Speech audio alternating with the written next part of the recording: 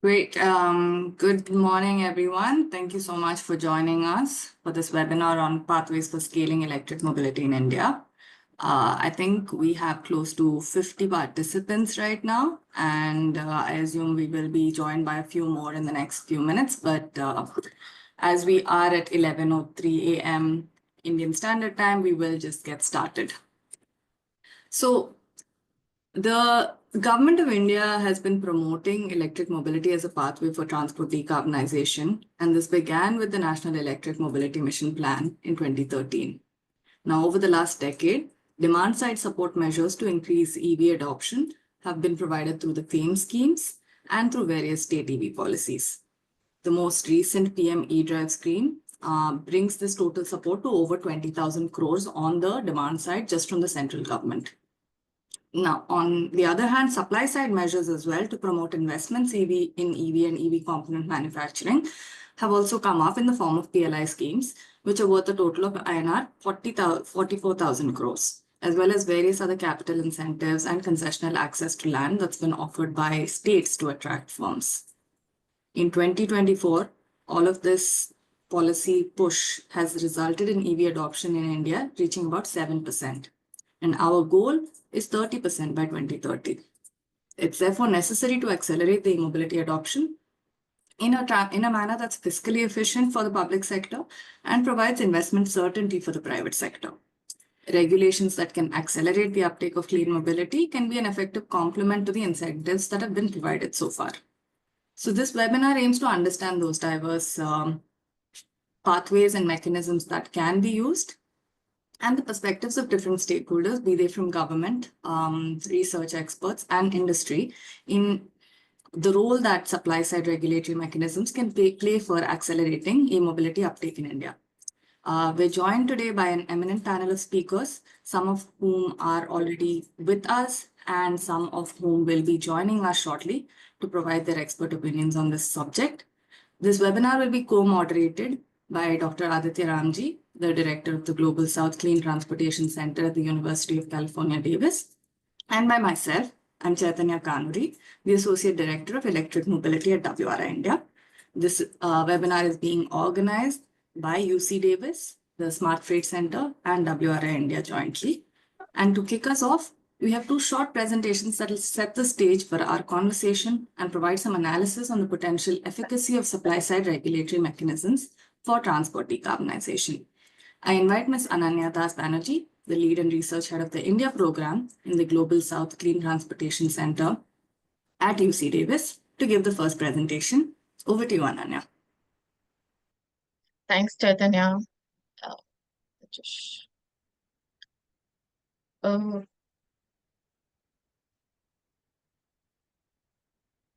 Okay, I hope it's visible. So thank you, Chaitanya, for this brief background. So we are about at 7% of EV penetration, and our aim is 30, right? That's what we are looking at. Now, to look back, we are about 10 years ahead from when FAME for the first FAME was launched, and about 15 years from NEMP was launched. That's when all the discussion on EV was about reliability, viability, and moving on to LDVs, and today we are beginning to talk about HDVs. What's important is that in this period, we have also seen about 29 states who have come up with their EV policy. And what is crucial at this moment is that these states are also looking for a second round of EV policy, which is where the most important idea of cohesiveness of policy measures and interventions, both at the central and the subnational policies, come over. Now, if we talk about market certainty, what is market certainty? It is a cohesiveness of regulatory environment along with investment policies, industry policy, which is going to then trigger what we call market certainty, to have more models, to have more efficient targets, to have more competitiveness, more OEMs, and so on. At the central level, we can talk about what we know more likely as the supply side regulation.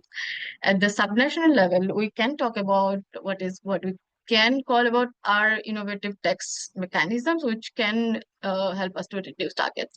Ultimately, it's a cohesiveness of regulatory environment, bringing in supply side and demand side measures in equal time at the right time to trigger a more effective market size.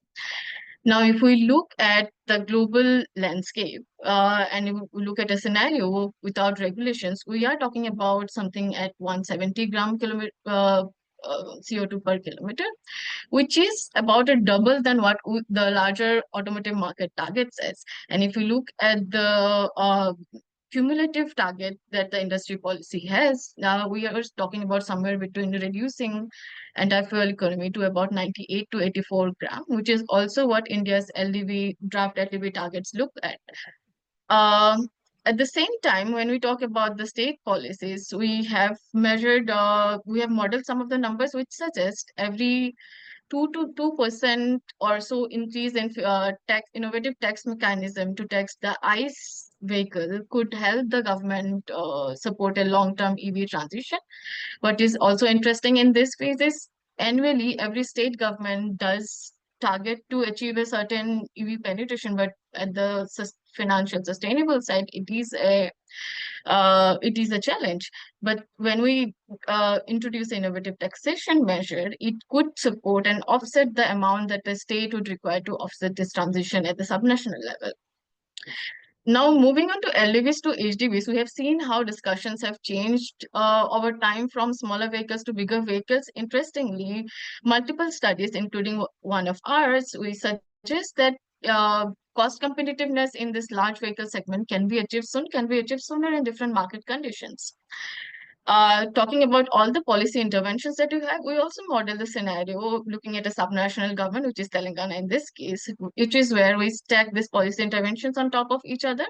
What we have found is demand-side policy measures along with supply-side interventions, financing, and also disincentivizing the diesel trucks can help us achieve a EV sales growth penetration between 8% to 16% within 10 years, which is what effectively can transition at the subnational level, which could again show at the central level.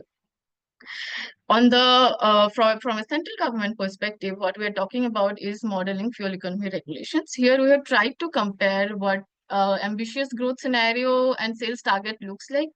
So what we have found is sooner the target phase is in, we'll be able to achieve a higher penetration target or a higher fuel economy reduction target, tightening of the regulations within a shorter time period. At the same time, if we consider a business as usual model, that would be somewhere about 24%.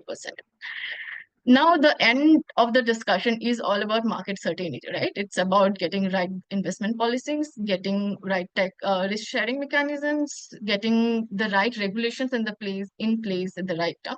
And we do have evidence from the global market, which suggests us a foundational regulatory policy phasing can actually help us to achieve this target sooner than better.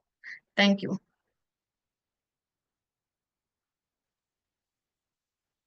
Thank you so much, Ananya, for sharing that brief snapshot with us of both how different policies may interact with one another, as well as the potential impact of fuel efficiency norms. Now, I would like to invite Mr. Arpan Golicha, who is a climate policy researcher at WRI India, to give his presentation, which will dive into one of these models to look at some of these impacts on the ZET or the zero emission truck space specifically. Over to you, Arpan. Thanks, Chaitanya. Let me just share my screen. So thank you, Ananya, for the presentation. I think we got an idea of the kind of different policies that are there, and this gives me a good segue into the things that we are going to talk about next, which is basically policy effectiveness and policy sequencing. So with respect to freight decarbonization or zero emission trucks and their uptake, what is very important is technology diffusion. And this is what we try to model in this model called the future of technology transformation. This was developed by World Bank, University of Exeter, and Cambridge Econometrics, and it looks at the Wright's law, an S-shaped curve of technology diffusion, which says that where there is more deployment, there's more learning by doing, the costs fall even further, which generates more investment in the same technology, which creates more deployment. And this is sort of the core feedback loop that represents why technology diffusion is important when we talk about mitigation, and also applies to the freight sector. So in this case, in the FTT freight model, we use 4 different kinds of policies, some of which Ananya has already talked about, which is fee paid, carbon tax, emission standards, as well as mandates. So here we're going to talk about a few scenarios that we created using only one of these policies at for each scenario. So first we have a baseline in which you see that for LDVs, there is actually a little bit of uptake already in the baseline for ZETs. With fee baits, you see that the needle doesn't really move that much for LDVs. It doesn't deviate from the baseline too much. And there's a very slight difference for MDVs and almost no difference for HDVs also. With carbon tax also, the difference is a bit low. But with stringent emission norms, you get a lot more significant impacts, and mandates, of course, as we've seen with FAME scheme, they have a much bigger impact. So with respect to all of these policies, maybe we'll be able to reach that.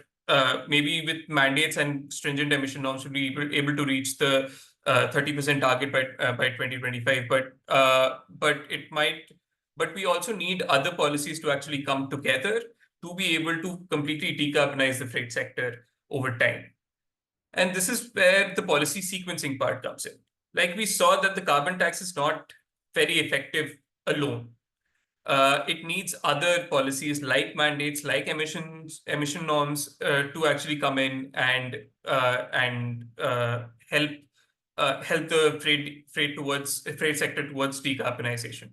So here, the kind of sequencing that you see is that in the mandate before 2027 scenario, there's a mandate that's applied in 2025 that runs till 2027, and the carbon tax is applied throughout that period. And similarly for 2030, there's a mandate from 25 to 30, and for 2035, there's a mandate from 25 to 35. And the carbon tax is applied on each of them throughout the running of these policies. And you see there's an exponential growth when there's a mandate that's applied for a longer time with the carbon tax in the uptake of ZETs.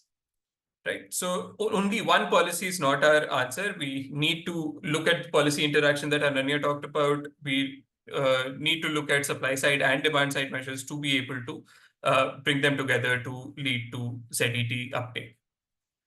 So just the key points are that, like we were talking about, pricing instruments can only move the needle so much, but we need more mandates and stringent emission norms from the government side. And with the things that with the public finance pressures, I think mandates and stringent emission norms are probably the most effective and the way to go for governments, as well as, and when we look at the global scenario, we have a lot of learning from these different technologies from different countries, and without technology transfer and financial incentives, freight, which is a hard to decarbonize sector, will struggle in going towards ZETs. Thank you.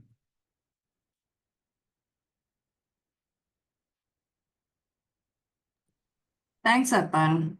Thank you so much to both the presenters for providing that context. Now we'll jump into the presentation. So we are actually joined by a really interesting group of panelists today. We have the top representatives from legacy OEMs like Ashok Leyland and Mahindra, who have been at the forefront of the EV transition. We have a couple of born EV OEMs, and they have a very different perspective on how the EV market needs to evolve.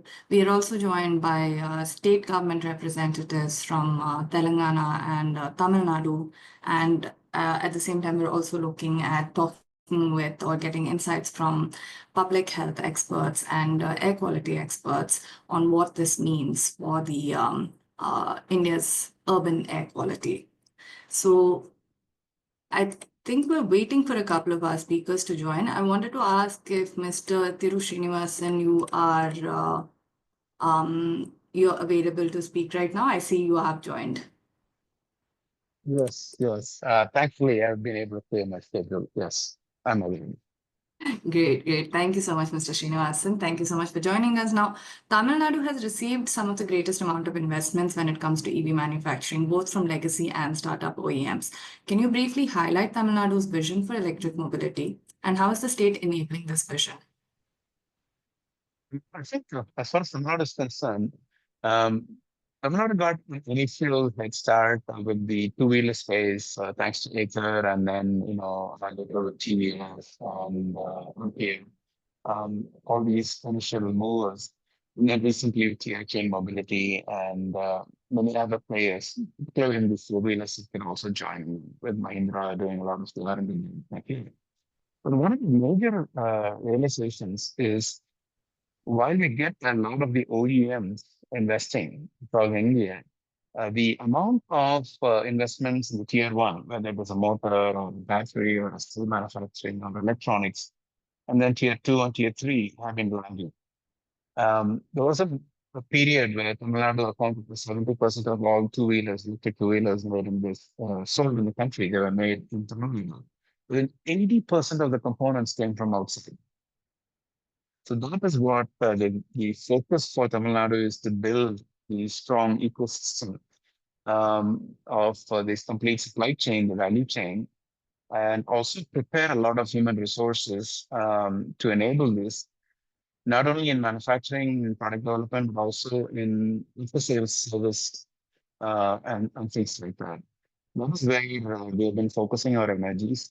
In fact, we have been encouraging a lot of investments in the tier one and tier two, and to some extent discouraging investments in the OEM sector. We have too many OEMs, especially in the startup space, in my humble opinion.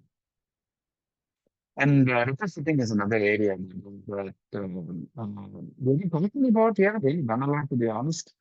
But that's another area where we see a huge opportunity to quickly build the tier one, tier two supply base. Because the volumes, the initial volumes from retrofitting would be very, very high. Thank you, Mr. Srinivasan. I mean, your voice, I think, is a little unclear.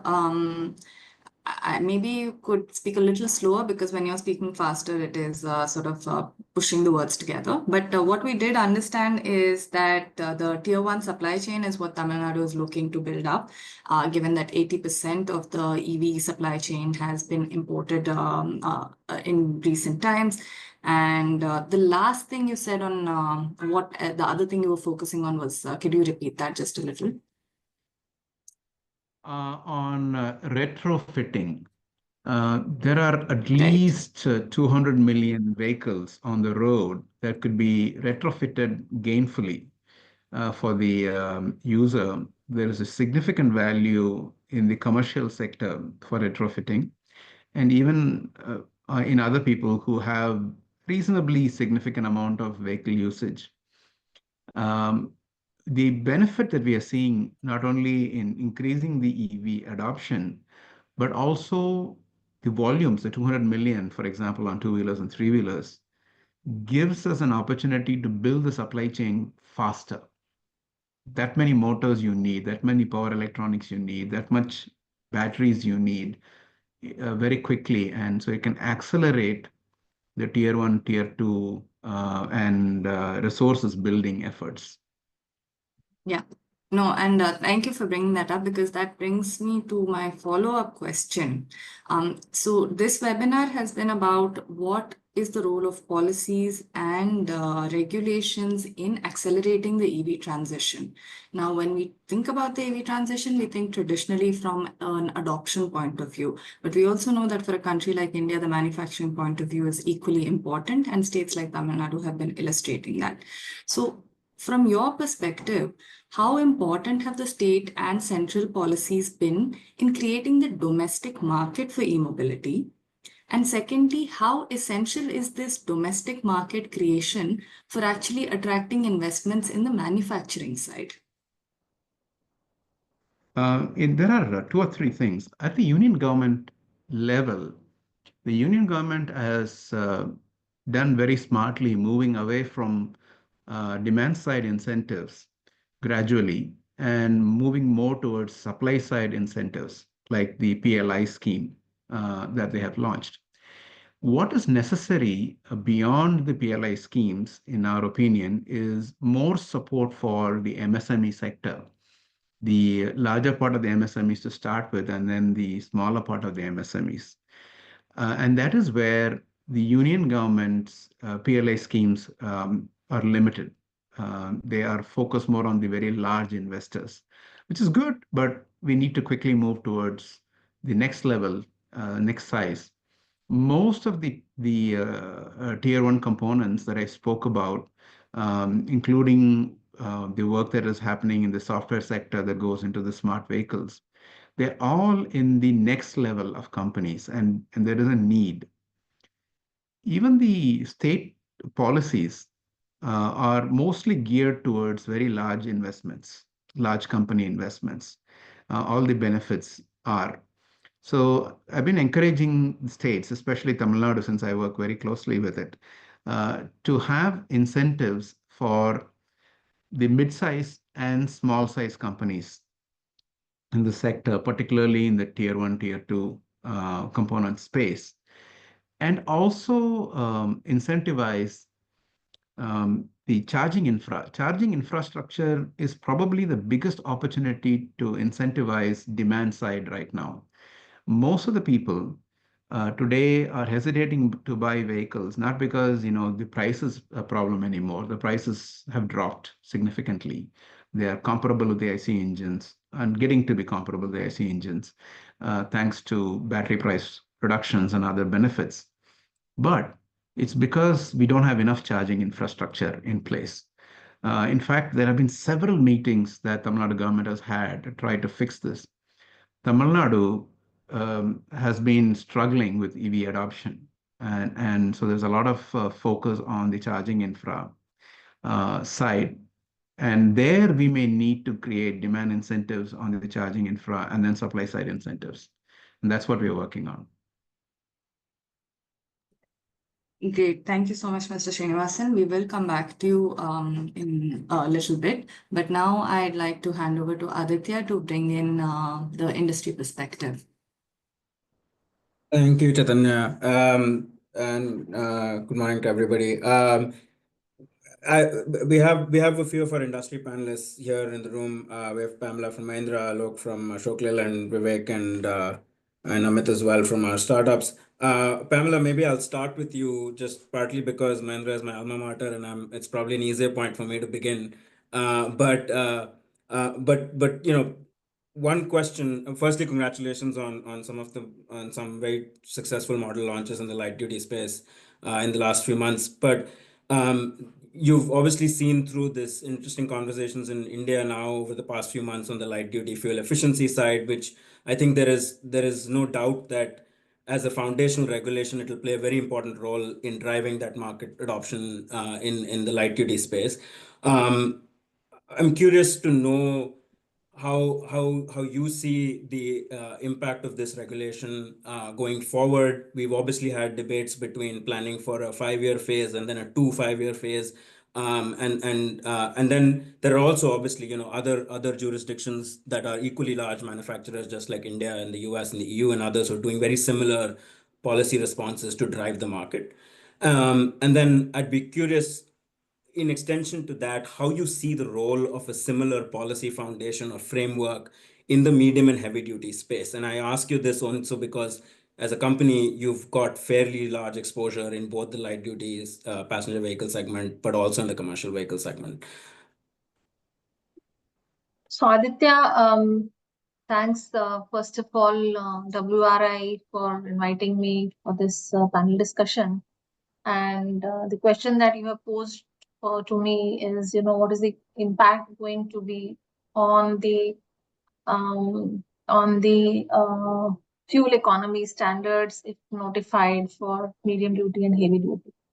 So as is known and as has been seen that when CAFE 1 came, there was a lot of resistance initially how India will go about, and that time India was moving towards more dieselization, and that was because it was giving better fuel efficiency to customers. CAFE 2 became stringent because that was based on the actual data and the actual limits were set up and the ecosystem, and everybody was aligned to see how their product mixes are going to be and how they have to balance out the products to reach a particular target for organization. So definitely that has led to a lot of innovation. And if you see that electrification has actually accelerated after CAFE 2 has come, because it gives you a benefit, it gives a volume derogation benefit to meet your overall CAFE target of an organization. And not only is it only electrification which has led to this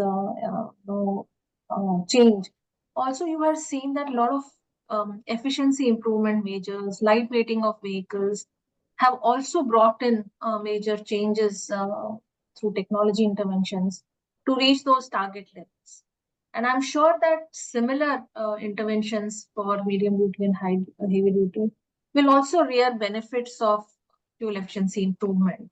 The challenge being in heavy duty is that it's one product gets customized to various applications. There is no clear fit size of a particular vehicle to be defined, and hence the complexity of the problem is much more difficult. While passenger car, you build up a product, you sell it out, and it gets rolled out. But heavy duty, it's a very different. You build up chassis, and chassis get built up for different applications, and then how do you define what is relevant? So there's been a debate going on for last 10-15 years as to how to bring out fuel efficiency standards for heavy duty. So India wanted to bring in a vector-based tool system for engine simulation. Somehow that did not take on. But again, I think BEE has started the interactions, and there is a very active discussion going on how to bring out a simulation-based, vector-based, similar tool for India heavy-duty fuel efficiency standard implementation. And once that happens, the innovations will real. So ICE engines have a very huge margin of improvement for efficiency, whether it is frictions or lightweighting or efficiency improvement measures can bring in those benefits for the overall CO2 reduction. Right. No, thank you, Pamela. And let me maybe just quickly bring in Alok as well, since he's here as well. Alok, maybe a similar question to you as well. From an Ashok Leyland perspective, you're also a major player in the medium and heavy duty segment. How important do you see the role of regulations such as the fuel efficiency standards coming in that allow you to make reasonably certain investments in new technologies in the zero emission space, while you continue to while we continue to look at the existing sales and stock for the ICE engine market as well? No, I think as Pamela rightly said, I think on the medium heavy duty side, it's a tricky thing in terms of your fuel efficiency will be application dependent. So I think depending on the application, maybe the scenario that is there, you'll have different efficiency, right? The same mine that you're actually servicing in one part of geography versus the other. So that definitely has its challenges in terms of how can one apply the norm, right? Having said that, I guess there are other accelerators that are there. I think the basic agenda right now is how can we accelerate the transition, right? So we'll have to see how fuel efficiency is going to impact, at least even on the LCV side. We are expecting on the LCV side the market to be 25% electric by 2030, right? But we are still in the initial stages of that journey. So we'll have to see how that goes. And I think it will be a very different paradigm for the MHCV to get adopted. From a MHCV standpoint, the numbers out there are 5% by 2030 adoption. And again, there even the numbers are even much smaller, even though I think Ashok Leyland probably has had the highest single volume sales of 180 electric vehicles in the MHCV side. I think it's probably a golden standard from an industry standpoint. But yeah, I think still early days there, right? So what do we see in terms of what could really accelerate? One is the product stewardship element, right? The product stewardship, so each of us, whether us, Ashok Leyland, Tata's, Mahindra's, we've come out with our own platforms in terms of electric vehicles. So we have a fairly strong platform when it comes to 14-ton to 18-ton on the electric side, as well as on the 55-ton tractor trailer. So those are there, right? Yes, I think the upfront cost is there, but there are certain use cases that probably are TCO positive, ROI positive, IRR positive, right? So I think there's a start that needs that's being made on those fronts. So that is a starting point, right?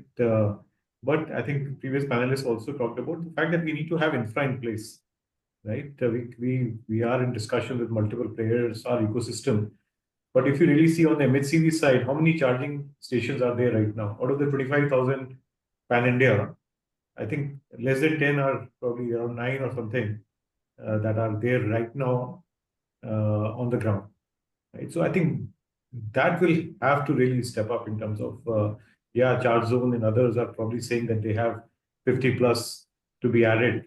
Right? But I think that has to be seen. So that's on the MHCV side. Even on the LCV side, yes, they can probably leverage the infra as far as I think the pass car is concerned. But again, it's case to case. There are going to be certain areas where I think LCV might not even be allowed to really recharge as well. And again, may not have the ability to recharge in those maybe the 30 kilowatt chargers. You'll have to see whether there's space for an LCV to park in. So these are real challenges, I think, which will come in the way. I'm sure, I think, with added infra and the government policy, I think we will move the needle there. So that infra is another one area. The other element is the new business models, right? We are seeing in the pass car side, you have battery as a service coming up, right? And that also, I think, will need to be looked at in terms of how can we incentivize such models. Now, if you really see on the financial side, right, which is part of the ecosystem, they have several questions in terms of what is the battery life going to be, what is going to be the resale value, all of those things. We have tried to address those areas by our AMCs and other things, but still that needs to be addressed. And I think we can't wait for a battery life cycle to get over to get to that. So we are trying to see how we can actually get those concerns addressed. But what would be good is if people like SIDBI and others can come in and then have that risk pool that they talk about and say, okay, all right, I think these are early days, but I think it is definitely looking positive. But I think let's start to maybe put some of these new business models in place. So that is really critical. I think we've been talking to several players, and I think it's left at the realm of theoretical to move it to a practical. I think it will definitely accelerate. If we can empower these battery as a service models, I think that will really empower the ecosystem overall. I think that would be my opening remarks. Perfect. Thank you, Alok. I'm burning to ask 2 follow-up questions, but I know Secretary Jayesh Ranjan is here, so I'll maybe let him make his intervention, and then I'll come back to our industry colleagues. Chaitanya. Sure. So I'd like to, welcome Mr. Jayesh Ranjan, the Special Chief Secretary of the Information Technology, Electronics and Communications and Industries and Commerce Departments of the Government of Telangana. Thank you so much, sir, for taking the time to join us. I have 2 quick questions for you. First, maybe if you could, given that Telangana has been one of the most proactive states when it comes to attracting investments in EV manufacturing, this despite not being historically an auto manufacturing state, can you tell us what is Telangana's vision for EV manufacturing sector and how is the state putting together its policy framework to support this vision? Thank you. Thank you very much, Chaitanya, and greetings to all the fellow panelists, greetings to all the participants. Let me first of all apologize. I'm taking this call from a moving car, so you would have already noticed my images are coming a bit jerky, but I hope the audio is all right. So the three things to tell you, Chaitanya, in response to your question. One is that even though we have not been traditionally a automotive manufacturing hub, there is some manufacturing happening. If you would know, Mahindra and Mahindra have a very strong manufacturing footprint in the state, but many others, a majority of the others have chosen to invest in other states. But one reason why we have started getting lots of interest in terms of EV manufacturing, not just of vehicles and components, but also of storage, energy storage, is because of a very comprehensive policy which we have already brought out. In fact, our policy is now 5 years old. One of the few states, one of the earliest states, I would say, which has put together a very thoughtful, industry-friendly policy, and we have created infrastructure to match that policy. In fact, some of you may be aware that we have set up what is called as the Telangana Mobility Valley, TMV. And TMV has space not just for OEMs and component manufacturers. There is also a dedicated energy storage park, and major anchor players like Amar Raja, etc., are developing in multiple gigabytes energy storage capacities. The other important thing is Hyderabad in the last 10 years or so has positioned itself as a very strong destination for startups. And as all of us know, lots of disruption is happening in the EV segment also by startups. And many of those startups have done their basic incubation, acceleration in Hyderabad, in Telangana.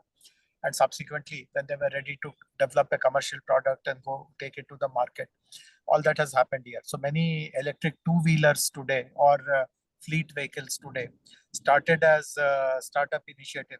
Many of you may be familiar. In fact, this has, if it has not already become a unicorn, it is, I'm sure, close to becoming a unicorn. A company called Gayam or Bilti. So they are one of the market leaders, not just in India, but they are also today exporting their products to Europe, to US, and so on and so forth. And they began their journey as a startup here in Hyderabad.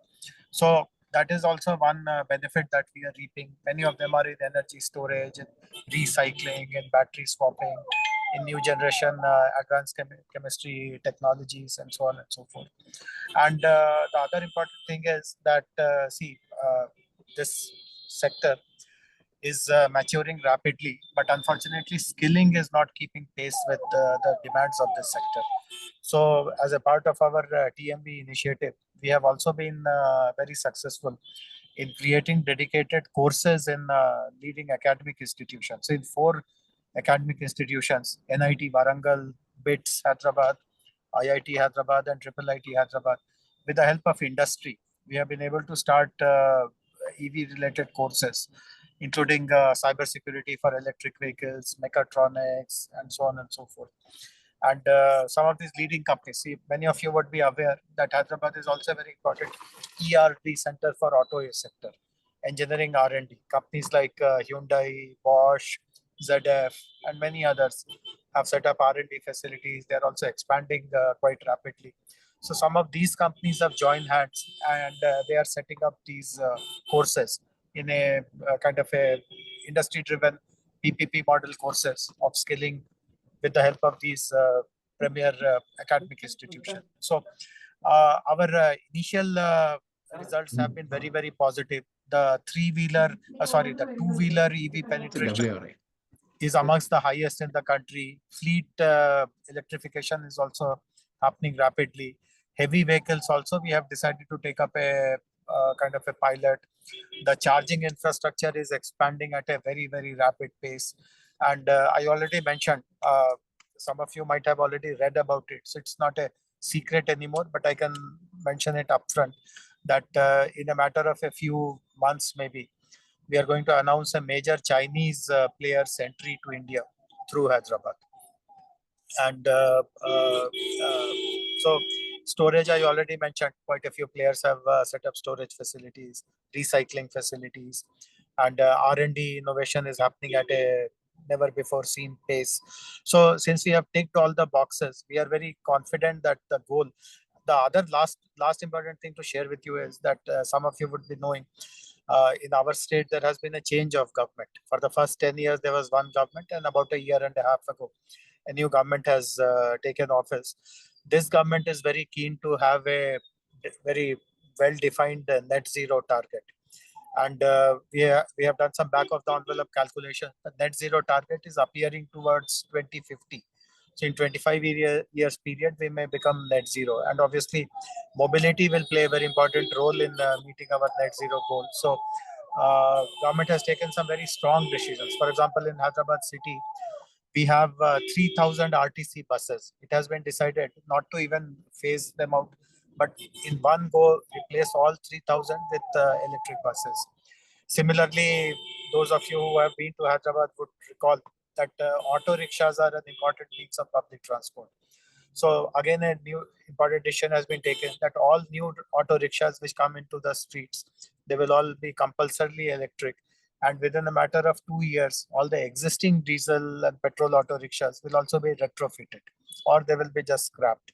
So some of these decisions are pretty bold, and because of the imperative of net zero, achieving net zero by 2050, all these decisions will get highest priority, fast track clearances, etc.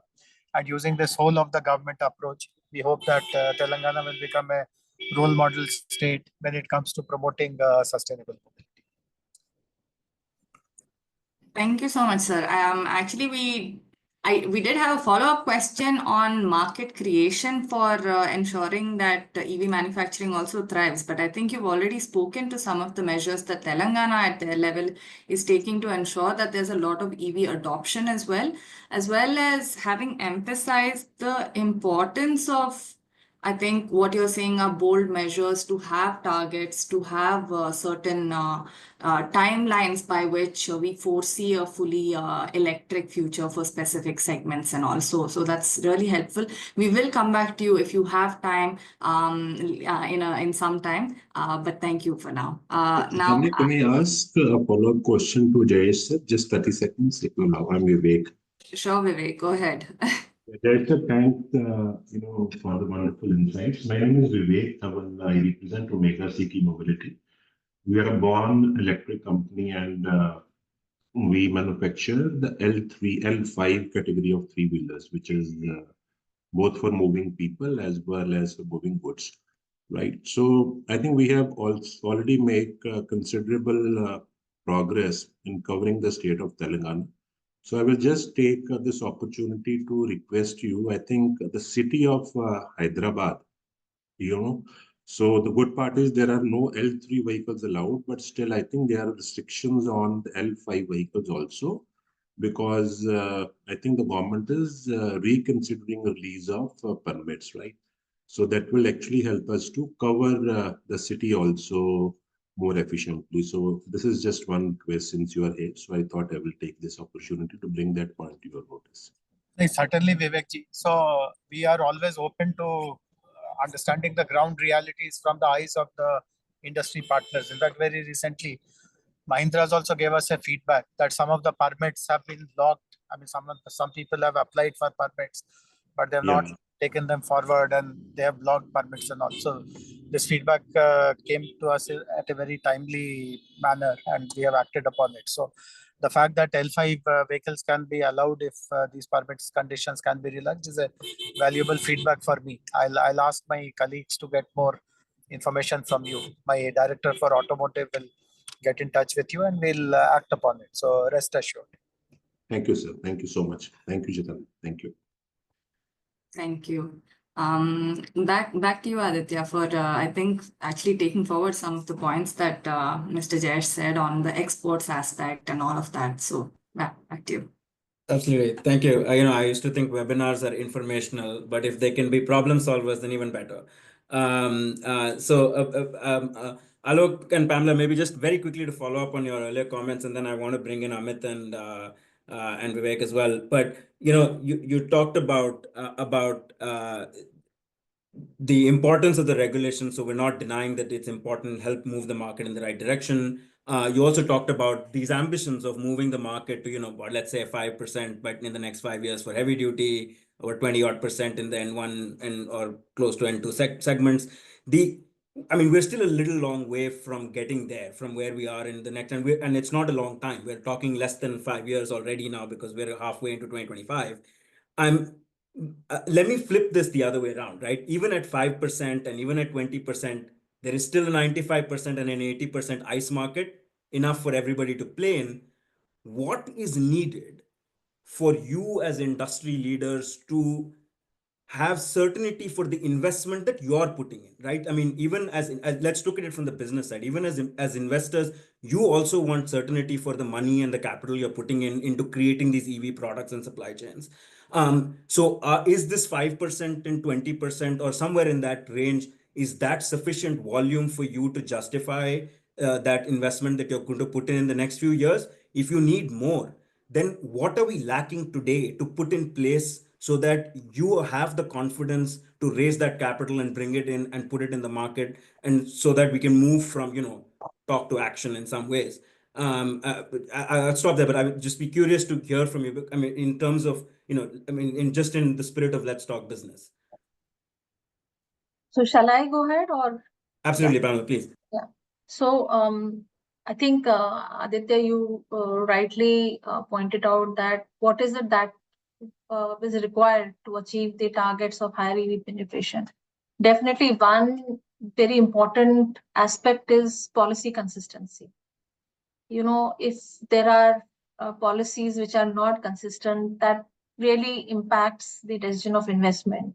And if you see the PLI investments that have been made by OEMs, I think it's humongous. I mean, it surpassed even government's expectations, because there was a 5-year window that government had created, and the investment details, the incentive details are well spelled out, and hence it made OEM a decision for making investment in that direction much faster and in an aggressive manner. And that's what you have seen, that products which have come up from these PLI applicants at a fast pace. So policy consistency both at central level as well as state level. So even we have seen that state governments like Tamil Nadu, Telangana, Delhi have very EV proactive policies which enable faster adoption of EVs, and also created a market confidence. So there is always a hesitancy for a new product to be adopted. So the hesitancy gets overcome once you see number of such products on the road. So the customer is also confident, no, these products are something which one can, get into. So policy consistency both at central level and state level. Secondly is also, with respect to policy consistency with overall ecosystem. For example, supply chain. Steel, we have seen a lot of things happening. There are safeguard duties being talked about. There are QCOs being talked about. So we need to have a very streamlined direction on where India wants to go. We have defined our path of Viksit Bharat. We have defined our path of EV penetration of 30% by 2030 as an overall industry. But we also need to have a clear-cut defined path of policies also, so that any disruption which will happen will definitely impact the adoption. The other point that is very, very important, and what Alok has also touched upon, is this charging anxiety, which really creates a large impediment for customers to go for EV infrastructure. So as OEMs, we have already addressed to a larger extent by bringing in products which will give you a range of up about 550 kilometers single charge. So that to some extent addresses the charge anxiety issue of a customer. But at the same time, government needs to, and state governments need to, increase the charging infrastructure penetration in a huge manner. We see 25,000 number charging points being displayed, but what category of vehicles are those charging infrastructure catering to? It was quite surprising that they didn't had a database wherein they can say for two-wheelers there are so many charging stations put up, for four-wheelers there's so many, and for buses so many. So we don't have a unified roadmap and defined target for charging infrastructure for each category of vehicle.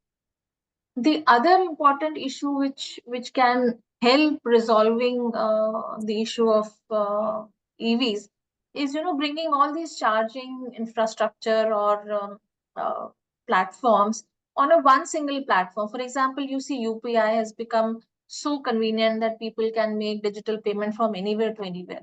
So as a customer, if I have to go for on a highway, and if there are a number of charging infrastructure stations available, will there be a seamless charging payment mechanism which needs to be there? So I know government is looking into it.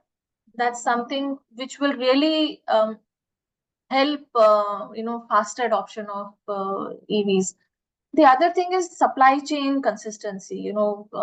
We are seeing the kind of global unrest in supply chain is happening at this moment. So some countries, the tariffs are being reworked. Some countries, the free trade agreements are being reworked. So all this needs this chaos needs to get streamlined, and it will give direction for a better ecosystem for developing your infrastructure, for investing in your manufacturing capacities. So these are few points which I think are very important for EVs to thrive. Even though governments now focuses, for example, for demand side incentive has moved towards heavy commercial vehicles, trucks, ambulances, but I think it needs much more detailed analysis as to which product targets government should target for incentivizing to enhance the adoption of EVs in those particular segments. Freight, fleet, last mile mobility, last mile deliveries. Those are the low hanging fruits which can be tapped for faster adoption. Thank you, Pamela. Alok. I think a lot of points I think Pamela shared, so I'll not just build on that. So policy consistency definitely is critical for us. But then I think on the policy side and on the some of the demand incentives can also be there, because governments also can create that initial momentum, right? And then I think the rest will happen. But I think initially we are talking about initial numbers being substantial. We talked about how can you give momentum. So each one of us has a product out there, right? And how do you move that to a much higher scale, at least at the initial level, so that then that becomes an irreversible piece. Right now, in our normal on the ICE vehicles, we have a very consistent demand coming in. We know what is the overall demand for different form factors that's going to be there. Not the same for EV side, right? So in the sense, so we are working on more in the made to order kind of a, because we can't really put that in place, and then there is a risk that you run in terms of having maybe a 3x, 4x kind of a value of a product that can go obsolete also, in a sense that because of the battery prices coming down. So we have to work on let's say the made to order kind of a situation. So if the government can, let's say on the municipal side, create those kind of volumes, saying, okay, all right, I think for us to have a maximum impact on the city level as well, let us devote that new demand towards electric vehicles, whether it's on the LCV side or MHCV side. I think on ICV side, I think that would really give a boost, right? That's one. Infra, we talked about the number of charging points. I think that's going to be there. But even right now, I think which are the corridors that we are going ahead as a priority from an electrification standpoint. So we have had so many of these interactions and been part of so many workshops. But I think now, I think certain corridors that really maybe define, let's say, bulk of the movement for India, let's say 60%, 40%, 50%, right? At least start taking those actions in terms of, and you're not asking pan-India kind of a coverage, but at least those corridors should be now, I think that should definitely come into play, right? So I think that, to my mind, I think would be critical. I think another thing that I think Thiru talked about was the R&D element, right? So we are putting in our R&D, we have our products out there. But there is a huge supply chain which is actually needs to be localized, right? and we are putting in our efforts. But I think we should jumpstart some of those elements there. I think there are things like Anusandhan, National Research Foundation, I think things of that nature. But we need to move from a theoretical to actually on the ground kind of impact on these initiatives. And I think that would help the industry as well. And I think we can come together as an industry together as well. Because see, we are used to working with common suppliers on some of these fronts. So we can try to see how we can push the agenda there on localization. Perfect. Thank you, Alok. Amit and Vivek, let me Aditya, Chaitanya, go ahead. Yeah. Sorry, I wanted to come in with one maybe additional question, Absolutely. and it's a slightly, it may be a provocative question, but I'm saying that on purpose, but both to Pamela and Alok, because of that emphasis you're putting on charging, there are sort of also points of view that say, oh, look at the Tesla example in the US, look at, and even near the earlier part of, I think, the EV electrification in India, we had a couple of OEMs which said, oh, we will set up charging along certain routes and create that infrastructure certainty.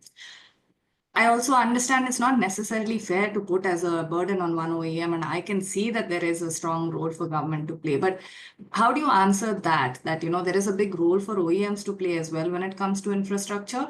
And how do you see that balance between the government and the OEM interplay in that space? No, absolutely. I'll take it, Pamela, you permit. So one is, if you really see from a Hinda Group standpoint, our investments have been on electric mobility. We have switch mobility, then managing the operations. We have home mobility. Then on the charging infrastructure, we actually make equipment, so that is Styrex for us. Then also from a network standpoint, we have another entity called Electrify. Now we are definitely, I think, pushing ahead. But I think my sense is OEMs are doing the heavy lifting. But I think when it comes to charging infra, one OEM will not be able to address that, because the biggest challenge on the charging infra is the utilization. So it has to be, by very definition, has to be a multi-brand, a much more, I think, public infra that needs to be there. Chaitanya, I think while you rightly said that OEMs have a responsibility of enabling charging, which we already are doing. We can't sell a vehicle if we will not enable customer to charge their vehicles. So we are creating home charging solutions for the for customers. I think there's some disconnect here that we are talking about. One is a home charging, one is a public charging. So if you see fuel dispensing, it's not an individual OEM sets up a fuel dispensing station. It's the oil companies who set up the oil fuel dispensing stations, and it has to be viable business for the oil companies to set up. So that's what we are talking, that setting up of public charging infrastructure, which was going to be a viable business solution for the operators who are going to run them, and they have to be OEM agnostic. A Mahindra vehicle can also be charged there, MG vehicle can also be charged there. And they are being talked about, the comprehensive charging points which are being talked about. They will charge 2-wheeler, 3-wheelers, 4-wheelers, and a separate dedicated charger for high capacity charging for buses and commercial vehicles is being talked about. So these are two different things. As OEM, we are doing because we want to sell the product. So we are creating, and that's why the battery capacities which have been put up are such that you need to charge once a week. You don't need to charge every day. So that's basically home localized charging. But suppose people have to travel from Delhi to Jaipur, Jaipur to Bombay. So there is where it is required that you need to have charging infrastructure so that the customer doesn't feel handicapped of where to charge it. So similar to what fuel dispensing stations start here. Thank you to both Alok and Pamela. That was, I think we did understand that partly, but also wanted to hear that from the OEM's rationalization. Back to Aditya. Apologies for cutting in. No. That's good. I thought I would ask that, but I wasn't sure how long we can keep laboring on one issue. But no, I'm glad you brought that up. Also because maybe just very quickly to plug here, Alok and Pamela, to both your points. I think the alternate fuel infrastructure regulation that Europe has is a pretty good way to maybe for India to think about. It sets some pretty good standards on what's the density of charging you need to create for light duty, for heavy duty. If you're doing battery electric, if you're doing hydrogen, it kind of sets some of those So some of those basic benchmarks for public infrastructure.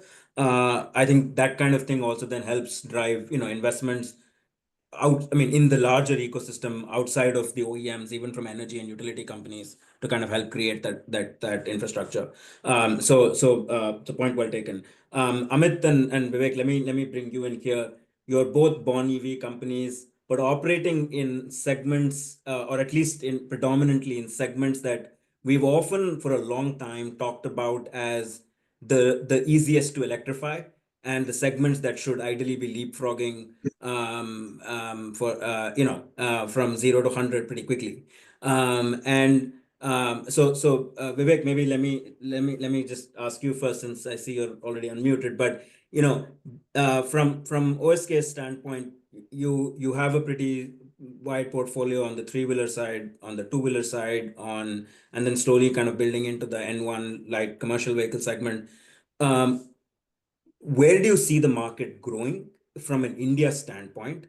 Where in terms of, we've talked about infrastructure, etc. Assume for a minute that infrastructure is available, all of these other operational barriers are taken care of. What else is remaining for you as a player to achieve the scale and the potential that you see in the market? Yeah, so thanks, Aditya. Thanks for highlighting this. So I think when we started our journey as a born electric company, so, I will take you a couple of years back.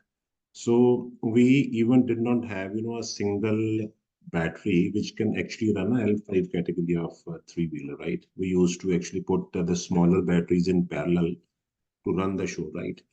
So I think with passage of time, we have solved a lot of problems, right? In terms of having, the suitable sizes of the batteries, right?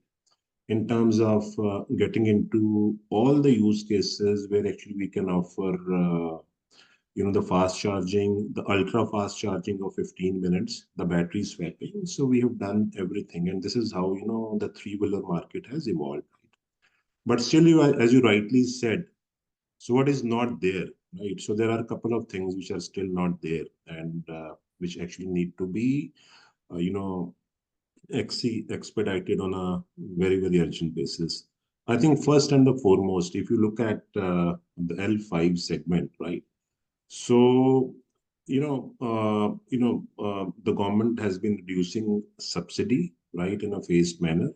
It used to be, about 10,000 rupees per kWh, which has now come down to 2,500 rupees per kWh, right?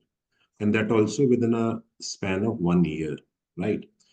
So the battery prices have also come down, but not to the same proportion as the subsidy has come down, right? So we are actually feeling a bit burdened on the cost position in terms of maintaining our margins and cash flow, because getting the subsidy back from government also takes a time. So I think the first thing which we need to happen in India is, localization of cell manufacturing. So this will actually solve all the problems which we have currently, right? The problem related to the prices, and foremost, the problem related to maintaining an efficient and, consistent supply chain of, the cells, right? So this is one thing which we should have on an immediate basis. The second thing is, in spite of having all the different kind of, battery solutions, and I think it was also highlighted by Man that we don't know which charging station belong to which category of vehicle, right? So even for batteries which are used in all the vehicle segments, we don't have, except I'm not talking about a four-wheeler, passenger car or trucks, where the market is now, towards the CCS2. So that is one good thing which has already happened in terms of what kind of charges we need. It used to be GB by T or CHAdeMO and CCS2, but the market has now chosen CCS2. So that is one good thing which has happened, right? But in case of the other segments, so the standardization on charging, standardization on the battery connectors, that is something which needs to be expedited, right? It can't be that if actually someone is using a Mahindra three-wheeler or a product, or a OSM three-wheeler, so, the customer should not get into a different charging or a different charger, right? So that standardization on the charger, standardization on the battery form factors is something which we are looking at this situation, right? That is the second point. The third thing is, touching upon, maybe the N2 and N3 category also, right? So what we would like to have is, if you see the payload disparity, which actually lies between an EV and an ICE, is that because of the increased weight of the EVs. So the payload actually decreases by approximately 6 to 7%, right? So that is something which need to be done as a regulation, that if you actually have a 55-tonner ICE, so that an equivalent payload should be actually granted to a four-wheeler N3 category of vehicle, right? That is the second thing which we would like to have. And I think there are a lot of discussions on localization.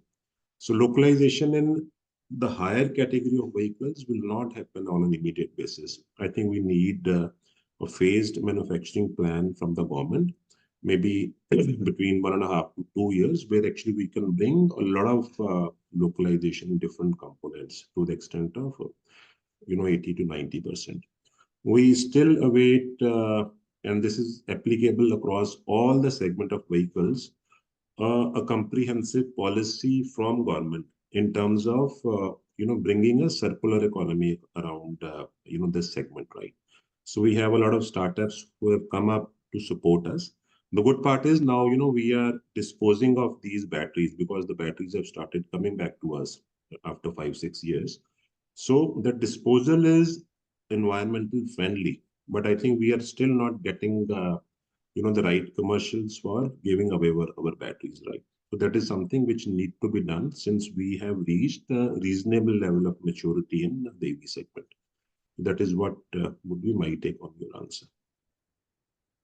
Perfect. Thanks, Vivek. Amit, let me bring you in here. Similar question, but I'll be a little bit more direct to you. Maybe,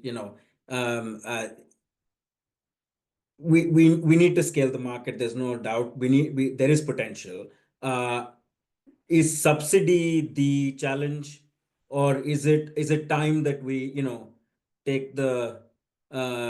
take the issue by the head and say, all right, these two-wheelers, three-wheelers ripe for electrification. For some reason we're lagging. Historically these are segments nowhere in the world have fuel efficiency regulations, etc. But maybe that's not needed. Maybe now it's the time we say, we set clear mandates. We say, okay, this is, phase it in 10%, 15%, 20%, get to 70, 80, whatever by 2035. And the market should become, should be able to take full advantage. Curious to hear your thoughts, right? And on this. And again, I'll put these caveats. Assume supply chains is taken care of. Assume infrastructure is taken care of. I'm curious, what is it that you see as the biggest driver in that case that would help you as an industry to go from, you're already growing, but go from, let's say, 20 to 100. So I think so. Thank you, Aditya. I think everybody spoke. I'll probably add when I speak. I think your first question, which you had asked Pamela and Alok, certainty for investment is more relevant to us than to them, honestly speaking. It's a battle born EV companies, me and Vivek, fight on a daily basis. And therefore, for us, the relevance of the discussion is that much more important, because we need to survive the whole journey. Otherwise, we tend to fall flat. So before I come to your answer, let me just give you an overview of the market, which I think is big enough for the big players and the small players also to play. I think sometimes when I'm probably preaching the choir here, but I believe if we don't hear that, it becomes very specific to how one big company or a small company is trying to see the market. We are a 1.4 billion size population. 70, 30, 60, 40 is a population. The products which all of us on this forum are making is to move man and material. That is a given. Today, I think we have 8,000 cities in India as per the census 2011, towns and cities combined. But if you look at the number, there are only about 100 cities in India which have a public straight bus transport which is operating. Majority is moved by shared transport. I'm talking about people in this particular case. And when I say shared transport, the load is taken by three-wheelers, as what Vivek was alluding to. 60% of our cargo moves by road. So the other factors which are extremely important to keep in mind when we're looking at policy wherever we are going. 6 crore Indians pay tax. And why I'm putting this number here is when we look at making products, and when I talked about the population here, we are looking at for the 6 crore because they have a PAN number. We are not looking at the bulk. We are a socialist and a capitalist country. We have to look at the problem at a very, very different scale and change the paradigm of the whole state.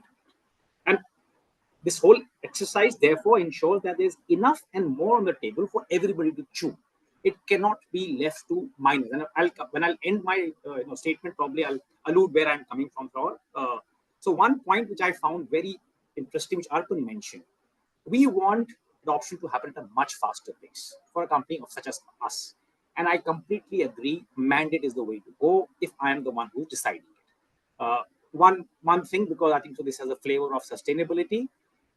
India, as the number I found, and I find very interesting, India has, this can be checked, India has 3 billion trees. The world has roughly 3 to 5 trillion trees. If we mandate replacing all three-wheelers, which is possible, and it's a mandate-driven activity, we would be replacing akin to 100 million trees a year in India in terms of GHG emissions. Now, how does the government want to use them is a different story, but you can and mandate them and then possibly route it through that particular route. India has today spent approximately 5 billion in totality, both including demand and supply side incentives. If I compare that with China, these numbers are varying if you look at the net, but they are roughly at 200, 150 billion. That's the massive, massive difference. Now, at the end of the day, the policies which the government has made, both at the state level and at the center level, the question that you asked me, what is our ask? And our ask is that we need to survive this whole journey. Number one. Number two, there's enough play that everybody has to play. Otherwise, we'll not be able to solve the problem. The problem is bigger than what a few people can solve. If India has to really leapfrog from an ICE to an electric, like what China did, we'll have to be a little more specific with our policies. First, I think, as Pamela rightly brought out, certainty in terms of policy is imperative for us, specifically for a company such as a born EV. As Dhawan said, that prices have already been agreed in the market. If you keep flipping from 10,000 to 2,500, the customer is not ready to understand. He is not ready to understand. It becomes we don't have the bandwidth or the wherewithal to continue to do that, and therefore continue to bring in business also. So policies, sustainability, continuity is one parameter. Policies need to be inclusive, both state as well as at central level. The central policy, PLI, does completely excludes startups. There has been various talk about it, but if you cannot, then the benefit that the startup gets becomes completely, it's a fight against the Goliaths, which is very difficult to win. You look at state policies. We have people from the state. Most of the state policies are linked, and rightfully so. I've got nothing against what they are saying. They are against for value fixed assets. Small companies such as us are having cash flow issues. Fixed assets do not really suffice. Some states have PLI schemes for large companies, but not for small companies. I say flip it the other way around. Give PLI benefit or for in terms of sales for a smaller company. Well, at least he can accrue 1% or 2% in his end margin than the other way around. Because at the end, you have a certain amount of kitty. Because if you do not do that, you will not. Tomorrow, if the sale is not, if the market is not, I think so. Alok mentioned, he as a big company, he's not able to predict pattern for EVs. If I cannot predict my pattern, I cannot have my supply chain in line. If I cannot have my supply chain in line, I will not be able to survive.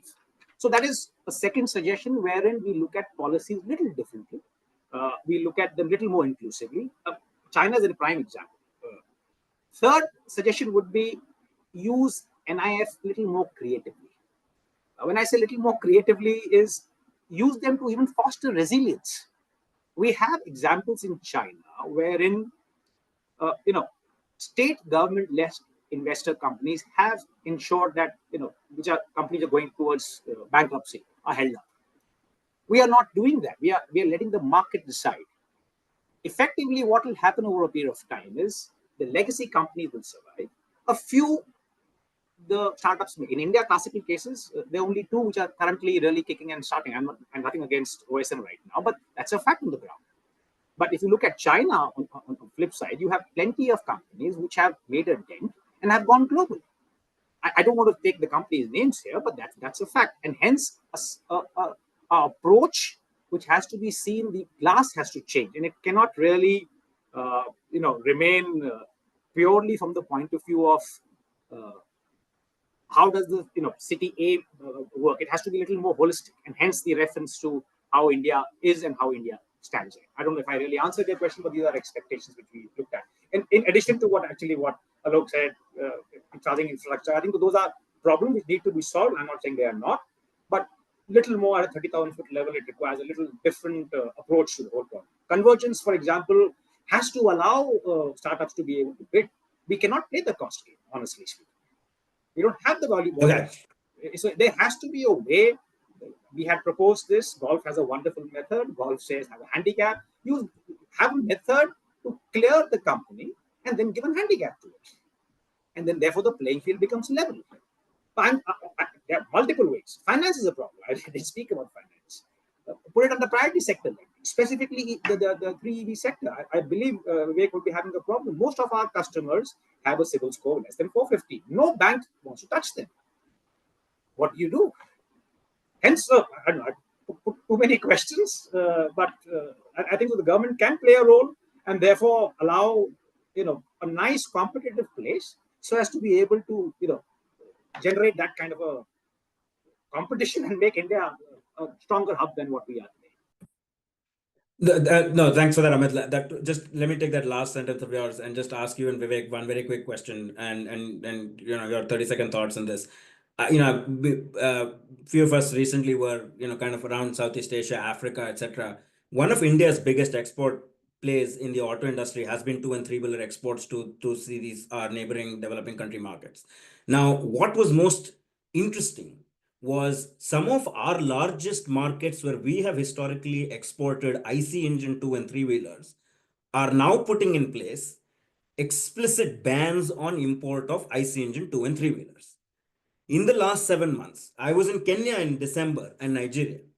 Interestingly, they are having to look towards Chinese 2 and 3 wheeler electric players to supply the market because their conventional Indian players who are supporting the market, who are supplying the market with IC engine products, do not have offers in the EV space. What it struck us was this is where we are losing export competitiveness.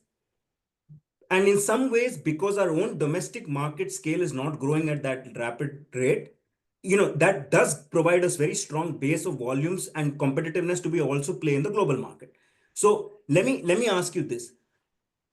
We've heard about what are the issues domestically. Do both of you see opportunities in the export market in Southeast Asia or Africa as plays that you think are strong enough to consider, irrespective of how we navigate the domestic ecosystem? Yeah, surely. I think, as you rightly, mentioned about these markets. So I will give an example. How many L5 do we make in India? Close to 7.5 in a year. And we are mindful of the fact that almost the similar numbers are available outside the country also, right? Now, it depends upon what our priority is, right? So that is the first thing. So out of 7.5, if you look at the EV penetration into this segment, right? I'm not talking about L3 because people say that three-wheelers has 56% penetration. I don't agree to it. Actually, if you see the L5 segment, the penetration is close to 15 to 17% as of now, right? We have started doing around 1.2 lakh, right? So we have two challenges when we start, looking at markets other than India. One is, as we said, today we are not in a position where actually we can, charge a 1.3x price to a customer outside India, right? We don't have, we lose on subsidies because, that is available only on the Indian customers. And what we have seen is if you actually want a faster adoption, the best way to do is to bring your EV prices down to 1.3x factor as compared to an ICE, right? That is the first challenge we have as of now.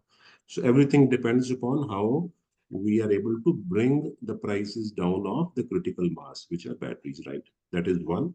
The second thing is, and which is most worrying, is on the supply chain part. The adoption is very fast, and being an OEM, we have close to 200 touch points in India, right? Doing around 6,000 vehicles, in a year means we do around 30 vehicles per dealer, right? Okay, but we are not able to even guarantee them their return on investment on whatever vehicles they have kept in our stock, right? The problem is, if we have supply chain available, if we have the battery prices coming down to our recent level, we can definitely compete with China and penetrate in markets other than India also. But the first priority is India, and let's see how we are able to bring down the cost optimization in this. That would be my take. Okay, thanks, Vivek. Amit, very quickly, your 30-40 seconds. So Aditya, no, so I don't have much to add. I think it's a market which is interesting to us. Makes logical sense as a business value proposition. Naturally, capital and the time space becomes a problem. It's a struggle to, as you rightly said, to maintain your business continuity within the company, within the country. Therefore, expanding requires space, time, capital. If the government in any way, form, and shape can assist, it's a pie which certainly needs to be chewed with a little more interest. Perfect. Thanks for that. Chaitanya, over to you. Thanks. So, I mean, we've looked at the government perspective, we've looked at the industry perspective. As we start winding to a close, I think we need to bring in one very important perspective that has largely been missing from our discussions, actually, the public health perspective. Although some of the greatest benefits that stand to be gained from the electric mobility transition actually do link to the public health aspects. So here I'd like to bring in Dr. Ravindra Mehta. Dr. Ravindra Mehta is the head of the pulmonology department at Apollo Hospitals. And Dr. Mehta, just to start us off on this particular perspective, again, given that this is not the maybe this isn't you can take us as a layperson sort of audience. The declining air quality in Indian cities and poor health outcomes. We understand that the linkage between them is fairly strong, but would like to hear your thoughts on that to begin with.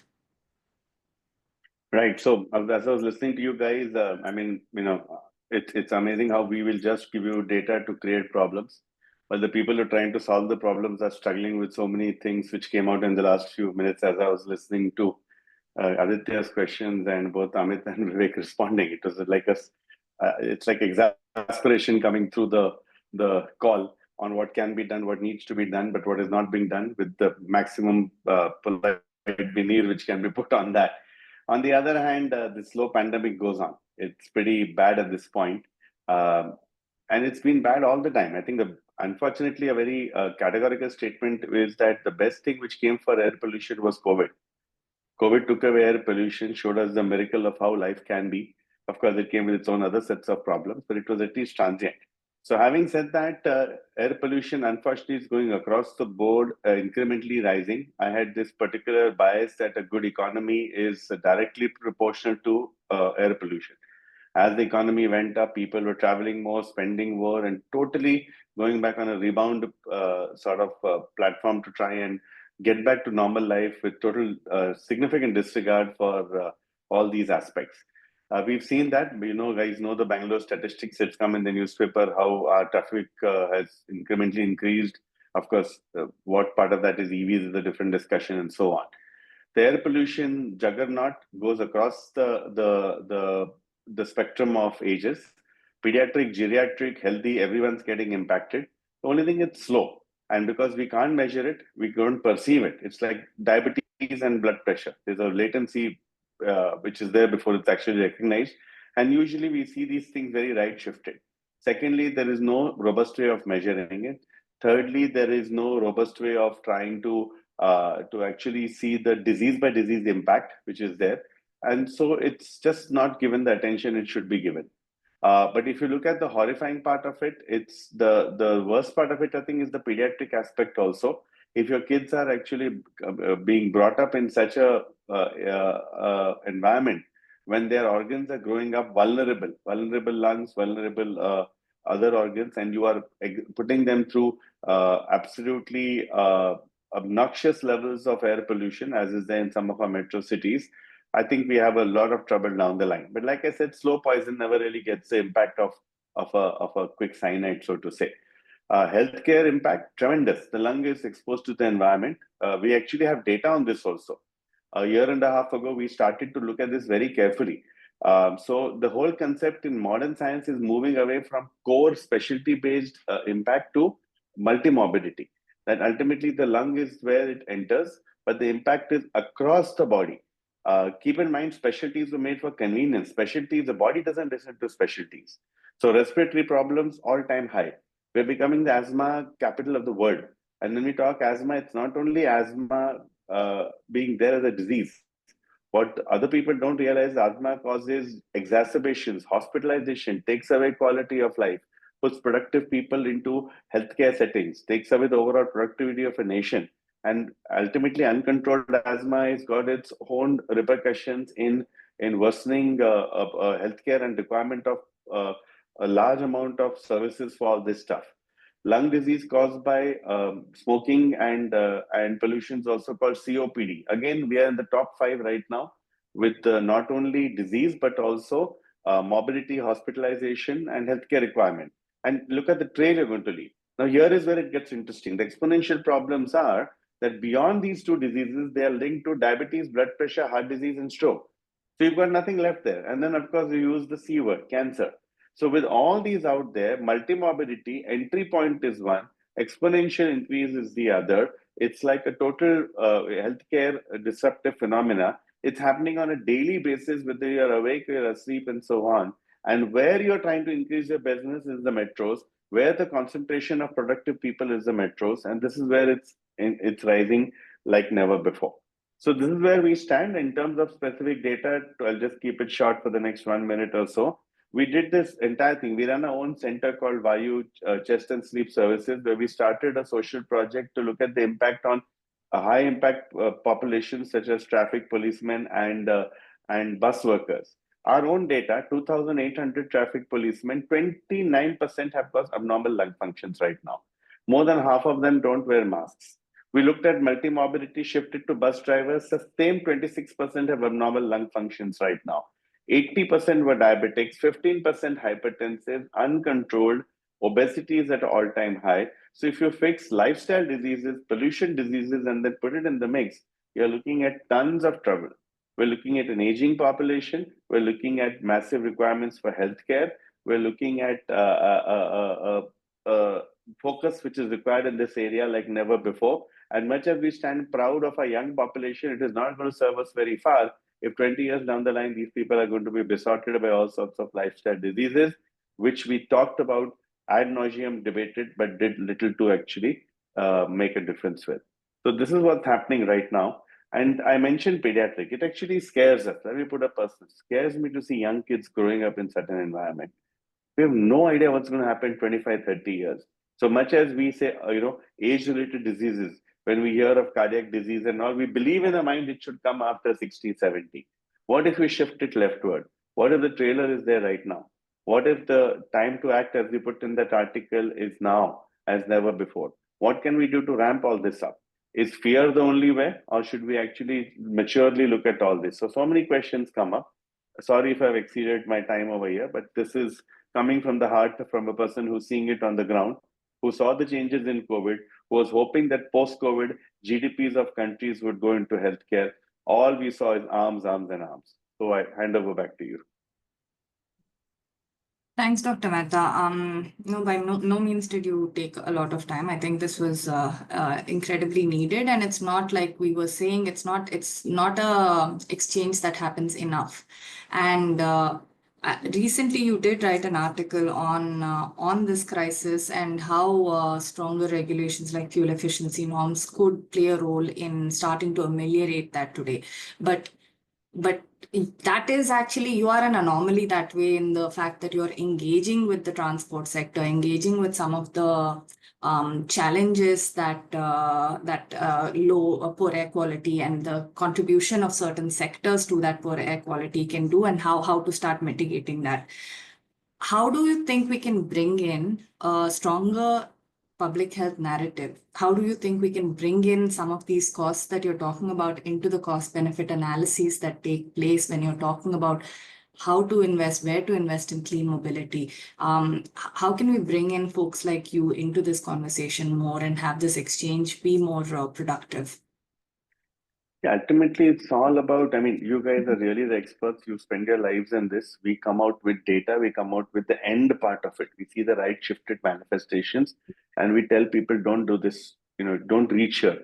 You guys, most people don't see that. I mean, you walk in an ICU. I think the biggest shock, lovely impact I've seen is just walk into an ICU, see the impact, and then automatically there at least is some sort of motivation to make a change. In short, I think ultimately it'll come on down to the fact that this requires an extremely big multimodality approach. It requires to figure out what all arms are there. Then it requires understanding and education. And none of that will have any difference until there is public participation and policy. I think we are also just as guilty at this point. It's not that the public is not is supporting that. Everyone's looking the other way. So it requires a massive, sustained focus and commitment to see this through for the future generations, and to basically not have a country which is doing so well invalidated by a lot of these things which can potentially assume a scale which is going to be very, very scary. The issue is denial of the fact that this is related. If we accept it, so education, education, education, I think the education is the best tool for the younger people. There's nothing else works because they at least want to make a change. Beyond that, after certain times, it's just enforcement. And all these measures and nitty-gritty, of course, is requires a whole different mindset.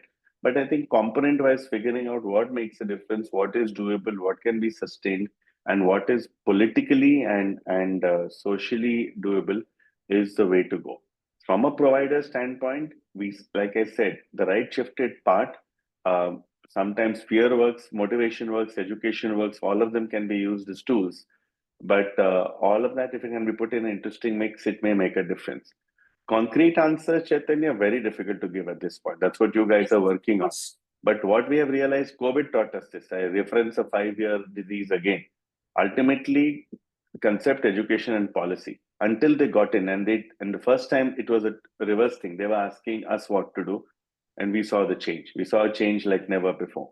Can a fraction of that come into such an important arena is the question. Thank you. Thank you so much.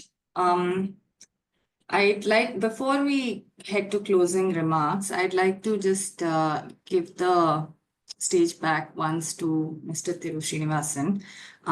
We started by talking about some of the initiatives that Tamil Nadu was doing, what they're looking for to strengthen the supply chain, and how you're focusing on R&D, smaller companies, etc. After that, there's been a lot of industry perspectives. There's been some interesting perspectives coming in from the public health perspective. So now, as Tamil Nadu, because, and I'm asking you this because you're also part of the MSME department, which is one of the responsibles for the EV policy in India, and you're also the head of the EV task force for Tamil Nadu, sorry. So how do you see the need to sort of accelerate electric mobility, not just on the manufacturing side, but also on the demand side? And again, the potential role of some of the instruments we discussed today, like targets, mandates, fuel efficiency norms in doing so. Yeah, I think it's very clear, and especially as Dr. Ravindra Mehta underlined, there is a very, very strong need for moving away from fossil fuels, carbon emissions, and NOx emissions towards something that's very sustainable. So I think people need to realize that this movement is going to be there forever. The governments are always under pressure to do it because it's the right thing to do. So the whole world is moving towards that. And the Chinese have really moved ahead very, very fast. And India hasn't completely lost the opportunity, but we are lagging. So India needs to move ahead, and because IC engines will be gone one way or other, sooner or later.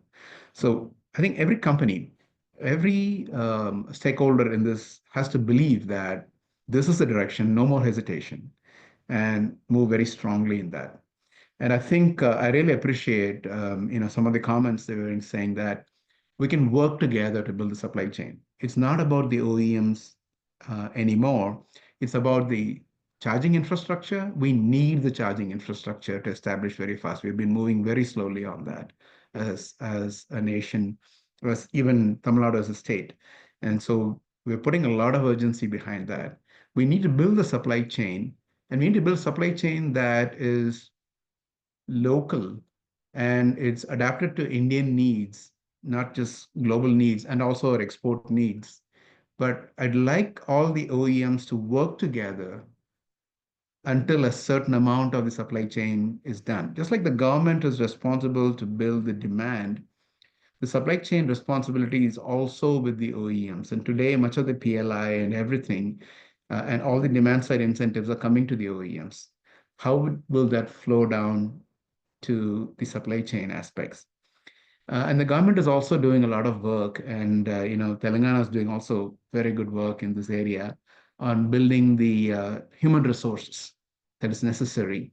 We need a lot of good human resources on the power electronics side, on the smart vehicle side, telecommunications and telematics and things like that, and on the battery and the motor side.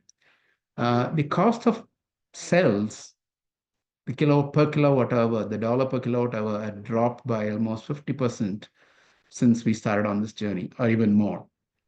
And many of the inherent costs of vehicles, at least in the two-wheeler space and three-wheeler space, are getting very close to IC engine vehicle costs. So cost is no longer an issue, but there are other improvements coming along the way from a technology point of view. The battery energy density is also, potentially very close to improving at least 2x, and the charging rates are also improving rapidly. So the size of the battery can still be reduced. I think the government of India made a mistake by having a policy of incentives based on kilowatt hour of the battery. Should have been more based on the watt hour per kilometer or the range that they accomplished, right, with the lower cost. Whatever has happened. And similarly, there's a significant opportunity in working on the motors and power electronics. Today, over a drive cycle, it's only 60% of the energy that you take out of the battery that becomes mechanical energy. Maybe it is slightly better somewhere, maybe it's slightly worse somewhere, but it's roughly about 60%. There is still a lot of opportunity in working on motor technology, and I really like to see more investments in those areas. So those are my thoughts. Thank you. I think you brought out the really important linkage between localizing our supply chains, having a thriving MSME and workforce ecosystem, and how that actually contributes to lowered costs, better products, and better competitiveness, I think, for the industry as a whole, which is a very important linkage that again is not emphasized enough. So this has been a great conversation, and I think just to sum up some of the very dense and rich insights that have come through, I'd like to invite Dr. Christoph Wolf, the CEO of the Smart Trade Center, to provide the summation of the webinar, and over to you, Christoph. Yeah, thank you, Chaitanya. Am I audible? You're audible, yes. Can you hear me? Yes. Okay, thank you. Yeah, so it's a pleasure for me to summarize what has been a very rich conversation. So I'm leading the Smart Freight Center, and we work very closely with as partners with WRI and UC Davis within EFAS and on accelerating the scale up of electric vehicles in India. and I'm delivering I'm actually speaking as I'm in India, as I'm a very frequent visitor to India for 25 years. As a coincidence, on Wednesday we will have an event ourselves on together with COSAT and IIT Madras on the TCO tools and range estimators, which are tools for fleets and for demand side actors. And that's actually our typical way, because it's about you can't scale up EVs, EV trucks, and especially medium heavy duty, if the fleets and the demand side actors are not going to buy it. And they buy it on commercial terms. TCO parity is key, and as Alok Verma said earlier, even today for some parts of the fleets, those who drive very long, many kilometers consistently per day, every day, for those the TCO parity is already there. But the key thing, in order for scale up, this TCO parity needs to be achieved for much more fleets, for much more duty cycles. And this, the important thing here is to bring the price down, because then you achieve economies of scale, and you break the demand supply, the chicken and egg dilemma. So let me just bring this back to the origin of the conversation. What can policy do? So policy has been a very efficient way of achieving just that. We are at an inflection point at this stage. These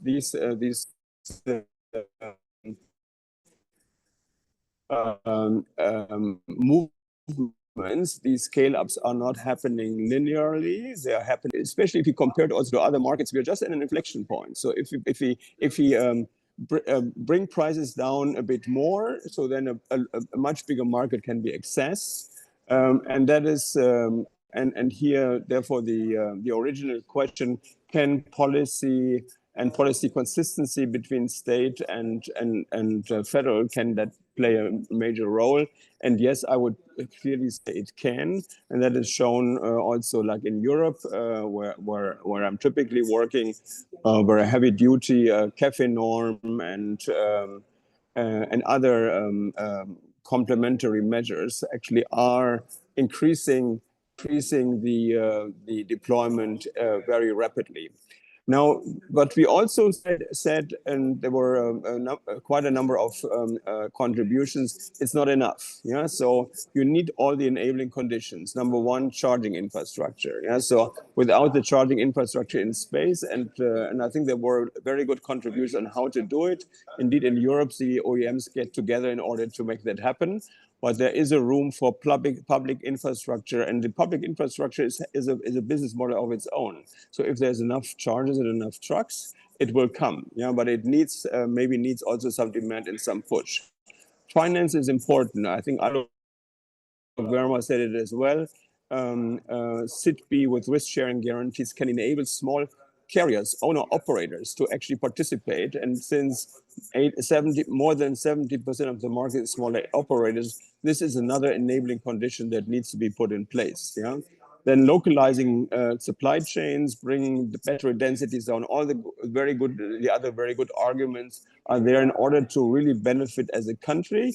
And I would also underline, as we work in Kenya and other places, there is an essential and very strong export potential for the Indian industry if you move on this quickly and you catch the wave and the inflection point rapidly. Thank you very much. I think it was a very good conversation. Thank you so much, Christoph. I also noticed that we have some questions in the Q&A box. While we may not be able to get to them right now because some of our speakers were not able to stay till the end, rest assured we will be reaching out after the webinar and connecting you with the speakers to get their responses to you. If I could request everyone who is still left with us to turn on their videos briefly, we can just mark this occasion.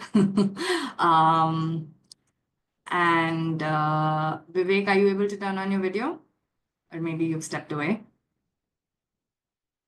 Okay, I think this is the best we're going to get. Anya, let us know once the photo's taken, please. Oh, there we go. Vivek is here.